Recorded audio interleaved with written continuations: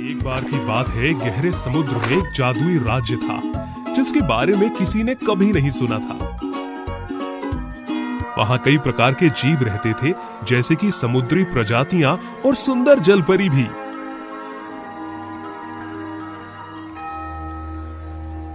राज्य का शासन समुद्र के राजा पोसाइडन और रानी मां एलिजा द्वारा संचालित था।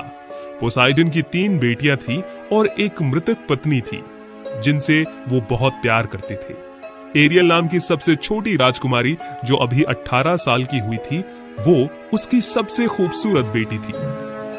एरियल बहुत दयालु थी और हमेशा हर किसी की परवाह करती थी। जब भी वो इधर उधर समुद्र में घूमती थी तो वह अक्सर उन सभी जीवों की मदद करने को तैयार रहती थी जो मुश्किल में होते थे। उसके मॉली और डॉल्फिन नाम के 2 करीबी दोस्त थे, जो कि एक व्हेल और एक डॉल्फिन थे।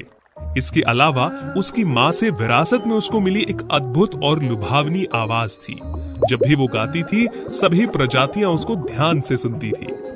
एरियल वास्तव में बाहर की दुनिया के बारे में और अधिक जानना चाहती थी, लेकिन उसके पिता और दादी उसे हमेशा मना करते थे। उन्होंने तीनों राजकुमारियों को कभी भी राज्य छोड़ने की अनुमति नहीं दी। मैं जो कुछ भी करता हूँ वो सिर्फ आपकी रक्षा के लिए है। मानव दुनिया बहुत खतरनाक है, साथ ही जमीन पर बसे लोगों के नियम भी हमसे अलग हैं। आपके पिता सही हैं। इस राज्य के बाहर कई खतरे हैं जिसके बारे में आप कभी सोच भी नहीं सकते। लेकिन मैं वास्तव में इंसानों से मिलना चाहती हूँ। क्या वो हमारी तरह दिखते हैं दादी? मनुष्य के पास जमीन पर चलने के लिए पैर हैं, लेकिन हमारे पास नहीं। वे केवल लगभग 100 वर्षों तक रह सकते हैं, लेकिन हमारा जीवन 300 वर्षों तक रह सकता है। जब जलपरी मरते हैं तो समुद्र स्पंज में बदल जाएगा और हमेशा के लिए समुद्र गायब हो जाएगा।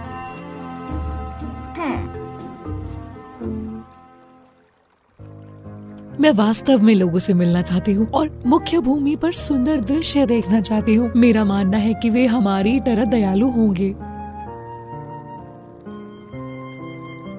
क्योंकि उसके दोस्तों ने बाहरी दुनिया के बारे में उसे बताया था, इसीलिए एरियल और अधिक उत्सुक थी। फिर उसने अपने दोस्तों की मदद से भागने का फैसला लिया। मॉली लंबे समय से इस राज्य में रही थी। डॉल्फिन के साथ मिलकर वे आसानी से समुद्र के गेट के अंदर और बाहर जा सकती थी। गेट के बाहर जाकर मॉली ने अपना मुंह खोला और इस तरह एरियल बचकर निकल सकी। इसी तरह पहली बार उसे पानी से ऊपर की खूबसूरत दुनिया देखने का मौका मिला। कितना कमाल है ये। डॉल्फिन, वहाँ से कुछ आवाजें आ रही हैं। देखो, एक नाव एरियल के पास आ रही थी। वो राजकुमार विलियम की नाव थी और नाव पर हर कोई उनकी 20वें जन्मदिन का जश्न मना रहा था। भूमि के एक राजकुमार, वो बहुत खूबसूरत और सुंदर लग रहे हैं। एरियल, हम इंसानों के बहुत करीब हैं। नाव पर लोग बहुत खतरनाक लग रहे हैं। बेहतर होगा हम वापस चलते हैं, नहीं तो वो हमें देख भी सकते हैं। नहीं डॉल्फिन, वो एक बुरे आदमी की तरह नहीं दिखाई दे रहे। उन्हें देखकर मैं सिर्फ गाना गाना चाहती हूँ।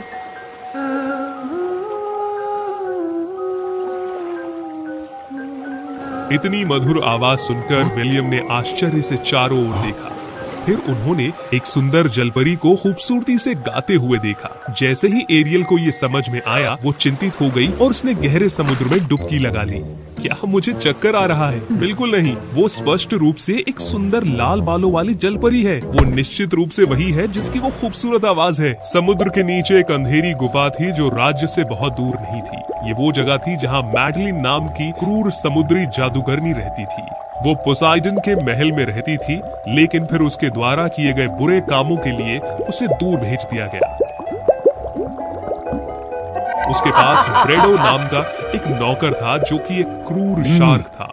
पोसाइडन की सबसे छोटी बेटी को इंसान से प्यार हो गया है। आखिरकार मेरे लिए ये बदला लेने का समय है। ओह बढ़िया, बधाई हो मेरी उस्ताद। लेकिन आपकी योजना क्या है? बेवकूफ, बस इंतजार करो और देखो। तूफान, बादल, बिजली, आओ जोर से गरज की बारिश करो और नाव पर हवा डालो, उसे सागर की विशाल तूफानी लहरों से डुबा दो। मैडलिन के जादू के बाद एक तूफान ने तुरंत नाव को नष्ट कर दिया। ठीक इसके बाद नाव पत्थर की तरह डूब गई। अरे नहीं, नाव डूब रही है। डॉल्फिन, हमें उन्हें बचाना होगा। एरियल और डॉल्फिन जल्दी से तैर के गई, लेकिन वे केवल राजकुमार विलियम को बचाने में कामयाब रहे और उसे तट पर ले आए। राजकुमार, कृपया अपनी आंखें खोलें। जान में जान है। चलिए, आखिरकार आप जाग गए। विलियम वहाँ पर है। एरियल, लोग आ रहे हैं, हमें जाना है। एरियल घबरा गई और जल्दी से डॉल्फिन के साथ समुद्र में कूद गई और उन्होंने खुद को छुपा लिया। कुछ ही क्षण बाद एक राजा और एक राजकुमारी वहाँ पहुँचे। वे बेहद राहत महसूस कर रहे थे क्योंकि विलियम ठीक था। विलियम, क्या तुम ठीक हो? मैं जुलाई हूँ, तुम्हारी मंगेतर। मैं ठीक हूँ जुलाई। पिताजी, एक लड़की थी जिसने मुझे बचाया। मैं उसका चेहरा स्पष्ट रूप से नहीं देख पाया, लेकिन उसके लाल बाल थे। और क्या? इससे ज्यादा कुछ नहीं, मैं अभी भूल गया हूँ। वो निस्संदेह एक जलपरी थी जिसने उस सुंदर गीत को गाया। एरियल अपने महल में वापस लौट आई, लेकिन वो राजकुमार विलियम के बारे में सोचना बंद नहीं कर पा रही थी। राजा पोसाइडन का ध्यान भी एरियल, आपने मेरी बात नहीं मानी और मेरी अनुमति के बिना महल से भाग निकली। अब से मैं आपको एक और बार समुद्र की सतह पर जाने से मना करता हूँ। एरियल बहुत निराश थी।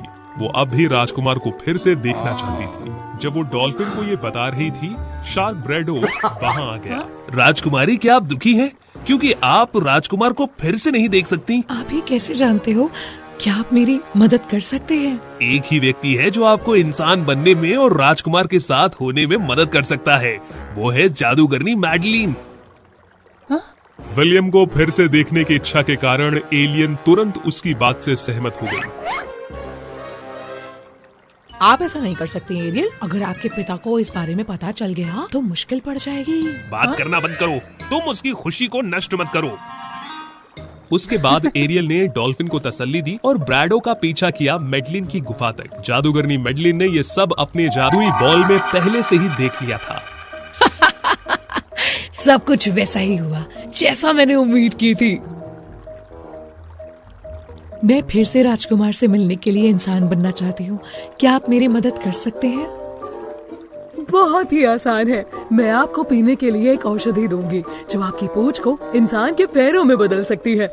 उसके बाद आप अपने राजकुमार के साथ जमीन पर चल पाएंगी, लेकिन बदले में मुझे आपकी मीठी आवाज चाहिए।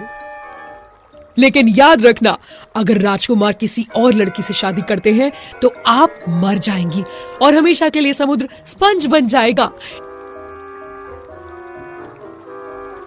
विलियम के प्रति उसके प्यार और उसके साथ रहने की इच्छा के कारण एरियल ने औषधि पीना स्वीकार किया। अब तुम्हारी मीठी आवाज मेरी है। एरियल समुद्र की सतह पर तैरने लगी। उसकी जलपरी की पूंछ धीरे धीरे गायब हो गई और इसकी जगह मानव के पैर आ गए। वो तट पर गई और उसने पैरों की आदत डालने की कोशिश की। विलियम भी वहीं था।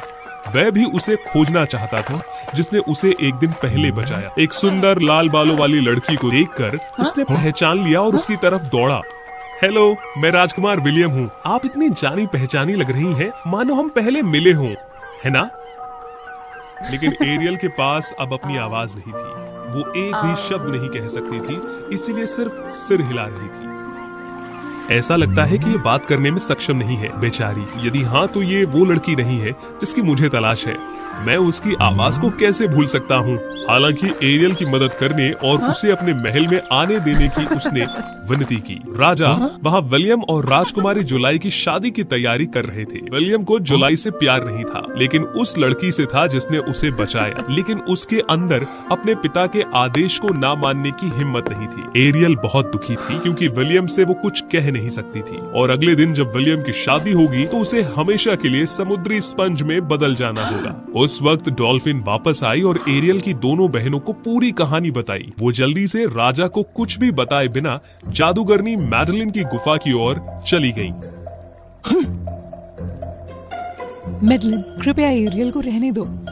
हम आपके बहुत आभारी रहेंगे। ऐसा कैसे हो सकता है? आज 2 राजकुमारियों को मेरे जैसी जादूगरनी के आगे भीख मांगने के लिए यहाँ आना पड़ा। ठीक है, यदि एरियल ने राजकुमार विलियम को इस चाकू से मार दिया तो हमारा जादू टूट जाएगा और एरियल फिर से जलपरी बन जाएगी।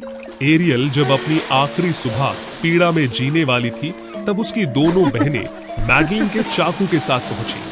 एरियल, बेहतर होगा कि आप इस चाकू का इस्तेमाल राजकुमार को मारने के लिए करें। नहीं बहनों, मैं ऐसा नहीं कर सकती। आपको उसे जाने देना चाहिए क्योंकि वो आपसे कभी प्यार नहीं करेगा। ऐसा करो और हमेशा के लिए वापस हमारे साथ चलो। एरियल बेहद उलझन में थी। चाकू को साथ लिए वो सोते हुए राजकुमार के कमरे में घुस गई, लेकिन जिसको वो प्यार कर सकती थी वो उसके साथ इतना बुरा कैसे कर सकती थी? नहीं, मरना और स्पंज में बदलना अभी भी उसे खुद मारने से बेहतर है। एरियल समुद्र के किनारे लौट आई। चाकू को देखते हुए उसकी बहनों को पता था कि वो ऐसा नहीं कर पाई। जब सूरज उगा तो विलियम की शादी होने वाली थी। उसने बिना इच्छा के राजकुमारी जुलाई के पास कदम रखा। हालांकि उसने हमेशा उस जलपरी के बारे में सोचा जिसने उसे बचाया। एरियल इतनी दुखी थी कि वो पानी में कूद गई और एक चमकदार समुद्री स्पंज में बदल गई, जो उसकी आत्मा का अवतार था। नतीजतन समुद्री स्पंज गहरे समुद्र में डूब गया। स्पंज तब समुद्र में चला गया। समुद्री लहरों ने उसे चट्टानों से कई बार टकराया, जिसकी आवाज गायब होने से पहले एरियल के आखिरी गाने जैसी थी। ध्वनि पूरे समुद्र में गूंज रही थी, यहाँ तक कि किनारे तक भी पहुंच गई। जब शादी हो रही थी, विलियम को अचानक एक मधुर आवाज सुनाई दी, जो उसकी प्यारी जलपरी की आवाज से अलग नहीं थी। बिल्कुल, ये उसी की आवाज है। वही है जिसे मैं प्यार करता हूँ और मुझे हर कीमत पर उसके साथ रहना है। ये शादी अब नहीं हो सकती। उस समय समुद्र के नीचे एरियल का स्पंज बिखर गया और इस तरह छोटी जलपरी मैडलिन के जादू से बच गई। भगवान का शुक्र है, एरियल आप वापस आ गई। राजकुमार ने शादी को रद्द कर दिया। एरियल भी गायब नहीं हुई। मेरी सही योजना को खत्म कर दिया। ठीक है, फिर मैं खुद उसे मार डालूंगी। हाँ, आप कितनी भाग्यशाली हैं, लेकिन इसका कोई मतलब नहीं होगा क्योंकि पोसाइडन को इसकी कीमत चुकानी होगी। उसे जीवन भर इसका दर्द भुगतना पड़ेगा। उस क्षण समुद्र में कुछ उथल-पुथल हुई। पोसाइडन धीरे से पानी से बाहर आया। नहीं मैडलिन, इसके बारे में सपने मत देखो, ऐसा कभी नहीं होगा। हुआ ये कि राजा को उनकी दोनों बेटियों द्वारा सूचित किया गया और वो एरियल को बचाने के लिए वहां आ गए। पोसाइडन, मैं तुमसे घृणा करती हूँ। कोई चारा नहीं है जो तुम जिंदा बच जाओ। तुम मेरी विरोधी भी नहीं हो। एरियल की आवाज वापस ले आओ ताकि मैं तुम्हें हमारी पुरानी दोस्ती के लिए माफ कर सकूं। मैडलिन ने गुस्से में हमले के लिए अपने जादू का इस्तेमाल किया और पोसाइडन ने उस पर त्रिशूल से हमला किया। चूंकि वे अभी भी कमजोर थी, इसीलिए उसे समुद्र के राजा से लड़ाई करने की पूरी कोशिश करनी पड़ी। उस क्षण रानी माँ एलिजा और एरियल की 2 बहनें भी पहुंची और उन्होंने एक साथ मैडलिन पर हमला किया। जैसे ही जादूगरनी का ध्यान भटका, वो पोसाइडन की चपेट में आ गई। उसके शरीर से चमत्कारिक सीप उड़ गई और कई टुकड़ों में बिखर गई। तुरंत उसी के साथ एरियल की आवाज वापस आ गई। बहुत अच्छा हुआ, मुझे मेरी आवाज वापस मिल गई। आप सभी को धन्यवाद। सब कुछ इस तरह से खत्म नहीं होगा। मैं निश्चित रूप से वापस आऊंगी। रुको और देखते रहो।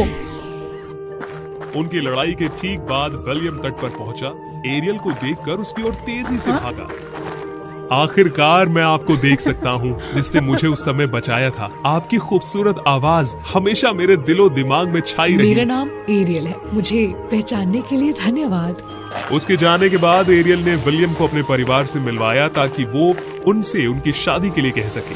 वे चाहते थे कि पानी के नीचे का राज्य और मुख्य भूमि एक साथ सद्भाव में रहे। एरियल और विलियम एक साथ किनारे पर खड़े थे और पानी में खड़े पोसाइडन से बात की। हम वास्तव में एक दूसरे से प्यार करते हैं। क्या मेरी माँ भी इंसान नहीं थी? ठीक है, मैं सहमत हूँ। एरियल मानव दुनिया का हिस्सा बनने वाली पहली जलपरी थी। हर किसी को एक जलपरी और भूमि पर एक राजकुमार की ऐसी अद्भुत शादी को देखने का मौका मिला। वे जीवन भर सुख से रहे।